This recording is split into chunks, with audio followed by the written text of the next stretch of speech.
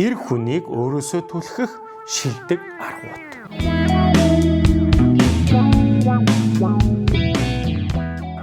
За энэ удаагийн дугаар маш сонирхолтой дугаар байна. Судалсан сэдэв маань өөрөө их сонирхолтой сэдэв байгаад байгаа. Эмэгтэйчүүд эрэгтэйгээ маш олон үйлдэлээр өөрөөсөө холдуулах үйлдэлүүдээс бүр шилдгийн төвөрлээд судлаачдын гаргасан тэр үйлдэлүүд дотроос шилдэг 5-ыг гаргаж ирсэн байгаа. Хэрвээ энэ 5-ыг та хайртай залуу дээрээ, хамт амьдарч байгаа залуу дээрээ, хамт үргэж байгаа залуу дээрээ хийжээвэл та цаагаараа тэр залууг өөрөөсөө холдуулж байна. Холдуулах 5 шилдэг үйлдэлийг хийж байна гэж үзээрэй. Хамгийн ихнийх нь нөхрийгөө, хайртай залуугаа, найз залуугаа засах гэж оролдох юм. Засах гэж. За чиний тэр чин тийм шүү, ийм шүү. За тэрийг ингээрээ, тэгээрээ. Ээдээ тэгж болохгүй шүү, ингэж болохгүй шүү. Гэсэн энэ засах үйлдэлүүдийг л удаа дараа хийгээл үргэлж хийгээд ах юм бол хос хоёр тэр дундаа эмэгтэй хүн эр хүнийг өөрөөсөө түлхэж байгаа юм байна. Тэгэхээр эр хүн чинь өөрийнхөө хайртай хүүхдүүдийнхээ хажууд эсвэл эхнэрийнхээ хажууд аль болох төгс сөгөлдөр байж хүндлүүлэх гэж үздэг байхад тэрийн эхнэр нь тэр дундаа үр хүүхдүүдийнх нь хажууд тэрийг ингэж зас, энийгээ тэг гэд ингэж байвал энэ нь өөрөө холдох маш том шалтгаан болд юм байна. Тэгэхээр ээдээ гэр бүлтэй тэр дундаа хүүхдтэй эмэгтэйчүүд маань энийг маш сайн анзаараараа. Мэдээж хүний амьдрал босон хой хүн чи өөрөө төгс биш учраас засах зүйл гарах юм бол нэгдүгээр дүү хүүхдүүдийнх нь хажууд биш, хамаатан садангийнх нь хажууд нь биш, ах дүүгийнх нь хажууд нь биш, тусдаа маш сайхан эвтэхнэр ойлгуулад хэлхийг оролдоорой. 2. Энэ бол бас маш чухал. Хэд их өөрийнхөө анхаарал байлгах гэж орлого хийж болохгүй. Анхаарал хяналтандаа байлгах гэж. За одоо ингээд үргэлж чи тэдэн цагт өнөөдөр тийм ажилдаа тэгж явж байгаа. Яг тэр цагт чи яг тэгж гин үү, ингэж гин үү? Ийм байх ёстой байсан.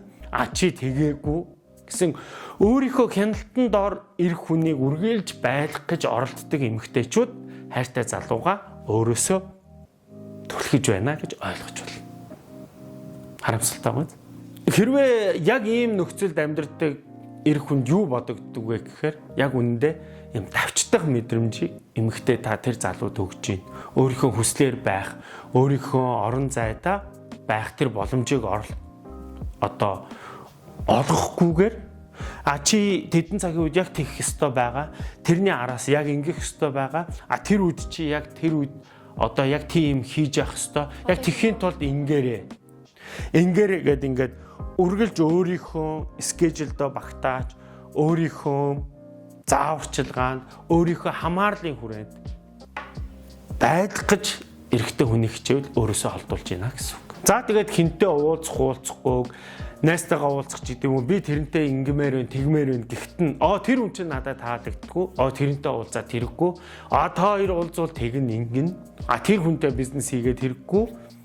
Дандаа өөрийнхөө хүслээр, өөрийнхөө тааламжинд, өөрийнхөө хүсэл сонирхолд тэр эрэгтэйгээ нийцүүлж амьдруулах юм бол танаас тэр залуу багаар бүр томорч холдохыг үүсэхгүй.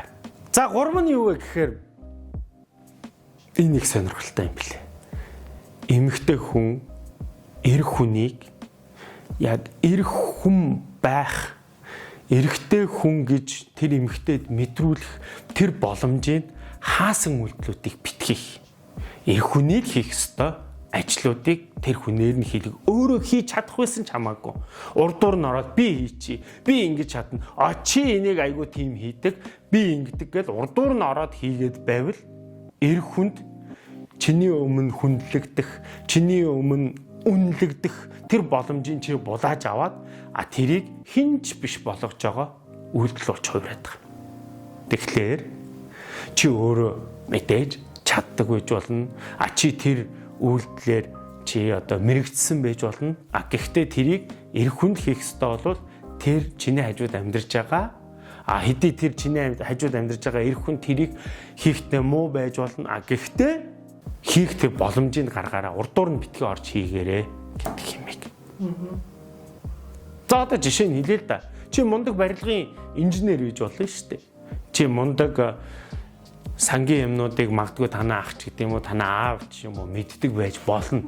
А гэхдээ эрт чи ямарваа нэгэн асуудал гарах юм бол тэрийг хайртай залуу, хайртай нөхрөөрөө өөрөөр нь хийлгэх боломжийг хангаараа. За чи чадахгүй манай аав үржирээ хий чинь. За чи байж наадах чи манай ах үржирээ хий чинь ч гэдэг юм уу. Ингэж болохгүй шүү л гэж хэлээ. Би гэрний цадаадах ямар санагдсан юм. Миний гэрний цадалтай. Надад бол чи тэгж байгаа нь бол хөвгөлтэй санагдсан. Яагаад гэвэл чиний хийж чи хайртай чадахгүй нь ойлгомжтой. Дараа нь чиний нөгөө хийж байгааг чи хараад гээ сураа сайжраад байгааг чи хараад хөвгөлтэй санагдав. За. Одоо энийг ойлгоцсон тий? Дашрамд 9 бүлэгтээ хосуудын амьдралыг харуулсан бүр тэр тусмаа хосуудын дотн харилцаа буюу секс коучинг зөвлөмжтэй ийм эротик зохиол хосын жоор нэмэх 21 насанд хүрэхчдийн ном маань сонсдог аудио хэлбэрээр бэлэмэлсэн байгаа. Бити гайхаарэ. Би уншиж байгаа шүү. Зөвхөн насанд хүрэхчтэй шүү. Би доор комментээр линкийг тавьчих. Сонирхоод үзээрэй. За 4. Ирэх хүнд таавар мэт амьдрах.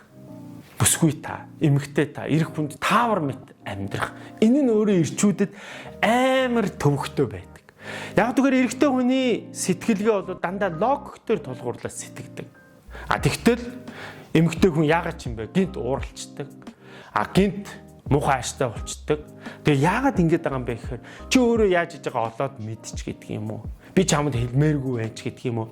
Ийм байдлаар тодорхойгүй байдлаар бити амьдраарай. Тэр нь өөрөө ирэх хүнд айгүй төвөгтэй байдаг. Дээрээс нь чамаас холдох бас нэгэн шалтгаан байдаг. Тодорхойгүй байдал нь чиний сэтгэл санааны байдалч тэр чиний өдөр тутамдаа юу хийх нь ч тэр тодорхойгүй байдаг байдал нь ирэх хүнийг өөрөөсөө холдуулах бас нэг айгүй том шалтгаан болдго юм байна. Тэгээд тэр тодорхойгүй байгаа байдлаа чи эрэхтэй юм чи надад хайртай юм бол чи өөрөө олж мэдсэн байх ёстой. Гинтхэн уурлаад, эсвэл гинтхэн гомдоод, эсвэл бол нөгөө тгийн ингийгээ төлөвснөө өөрөө ямар ч тодорхойгүй шалтгаанаар алга болох ч юм уу. Эсвэл ямар ч тодорхойгүй шалтгаанаар уцаахгүй ч юм уу. Тэ? Энэ нь өөрөө яг нэг удаагийнхыг бол ойлгож болно. Үргэлж байгаад байвал илүү их залхаад юм байна. Юуг тодорхой байлгах уу? Юуг тодорхойгүй байлгах. Одоо жишээ нь ингээл та. Одоо би өөр дээр ингэж жишээ аваад хэлье. Би гів гинтхэн ууралчлаа. Тэнгүүт нь одоо жишээ нь дөлгөөнөө чи яагаад уурлаад байгаа юм гэхээр чи энийг өөрөө бодоод олоо л доо. Тэгэл үргэлжлүүлээ уурлаад чамд ямар санагдах вэ? Ядаргаатай ингэ залхаж байгаа. Би ингээд гів гинтхэн ингээд дуугаа хураагаад. Тэгэнгүүтээ яагаад ингэж байгаа юм гэхээр чи надад хайртай юм бол энийг тооцоосон байх ёстой. Гү чи эсвэл юу яатсан юм уу? Миний одоо тэр юм таалагдахгүй байгаа юм уу? Үгүй. Гэтэ чи яаж хийж байгаа миний нуурлаад байгаа дуугаа байгааг мэдсэн байх ёстой. Яагаад гэвэл чи надад хайртай юм бол. Ингээд ивэл ямар вэ? Энийг яриад байгаа байхгүй. Энэ үйлдэл мэдээж байж болно одоо эрхлээт ч гэдэг юм. Энэ олон байх тусам, өдрө болгон байх тусам. Энэ нь өөрөө тэр эрэгтэйгийнхаа хайрыг татах биш. Эргээгээд тэр эрэгтэйгээ затлахах байдал руу ордог юм. За 5 бол хамгийн чухал. Энэ юу вэ гэхээр эрэгтэй хүнийг ганцаарангийн өөртөөгөө ярилцах, өөртөөгөө бясалгах энэ боломжийг олгох хэрэгтэй. Эрэгтэй хүн өөрөө юм бодоод бясалгаад дуугаа хураачвал тодорхой хугацааг нь олгож авах хэрэгтэй. Яг гэхээр эрэгтэй хүн эмэгтэй хүнийг бодох юм бол гэтээ би бол бүх эрчүүд гэж хэлэхгүй. Дийлэнх эрчүүд стресстгээрээ дуугаа хурааж юм бодож ганцаараа байж тэр стресстэйгээ тэмцэлдэж тэр стрессээ тайлдаг. Тэгээд сууж авах үед нь эсвэл ядарсан үедээ жоох ингэж ганцаараа чимээгүй орчинд байж. Тэр үед нь одоо энэ чинь болоод эрчүүд өөрөө өөрийнхөө агуургаа орчлоо гэж ярьдаг байхгүй. Яг тэр үед нь тэр боломжийг олохгүйгээр чи яагаад дуугаа ураацсан юм? Чи яагаад ингэж байгаа хүн амтанд дурлцсан юм уу? Өдөр чамд тийм тохиолдсон юм уу гэд. Ингээд байхгүй төвөг уучруулад байвал энэ нь өөрөө эрх хүнийг өөрөөсөө холдуулах бас нэг амар том шалтгаан болдог юм байна. Энэ бол хэрэгцээ байхгүй. Эмэгтэй хүн стресстгээрээ ч гэдэг юм уу? Эмэгтэй хүн одоо ингээд ядарсан үедээ хин нэгэн тэгээ найз нөхдөөгөө ярилцаж тий? Эсвэл тэр гомдлоо хин нэгэнд хуваалцчихэж тайлгдаг бол эрх хүн өөрийнхөө тэр агуургоо орж бясалгаж бодож өөртөөгөө ярилцаж бүх хэрэгтэй гэж хэлээгүй. Дийлэх хэрчүүд тэр боломжийг гаргах хэрэгтэй. Хаяа ч гэсэн эрэгтэй хүнийг буудан дээр чимээгүй юм бодоод сууж яхад нь аль болох саад болохгүй. Зурагт үзээ сууж байгаа юм шиг боловч тэр чинь ингээд өөртөөгөө ярилцаа бясалгаж альгүй хэмиг бодож идэг байхгүй. Тэр боломжийг нь олгороо л гэж хэлээ. За тэгээд энэ 5 арга бол юу? Энэ бол ингээд миний хэлээд байгаа зөвлөмж бол биш. Энэ бол дэлхийд хүлээн зөвшөөрөгдсөн яг хосын харилцаа гэр бүл судлаачид сэтгэл зүйчдийн гаргасан эмэгтэй хүн эрх хүнийг өөрөөсөө холдуулдаг үйлдэлүүдийг жагсааж бичсэний шилдэг 5 аргыг та бүхэнд хуваалцлаа. Тэгээ энийг та бүхэн маань бас өөрсдөө бүсгүйчүүд та бүхэн маань маш сайн бодоод энэ юм байна штэ. Би өөрөө хайртай залууга өөрөөсөө холдуулаад байгааг өөрөө хийгээд байгаа юм биш үү гэдэг нэг талаараа өөрийгөө таних, нөгөө талаараа нөгөө эрэгтэйгээ олж мэдэх айгүй том судалгааг та бүхэнд хэллээ. Тэгээ доор хэсэгт бас өшөө илүүд илгэрүүлж судлахыг хүсэх юм бол цаашаага тэр доод хэсэгт үлдээсэн байгаа тэр зүйлсээс та бүхэн илүү наривчилж судлаарай гэж хэлмээр байна. За баяртай.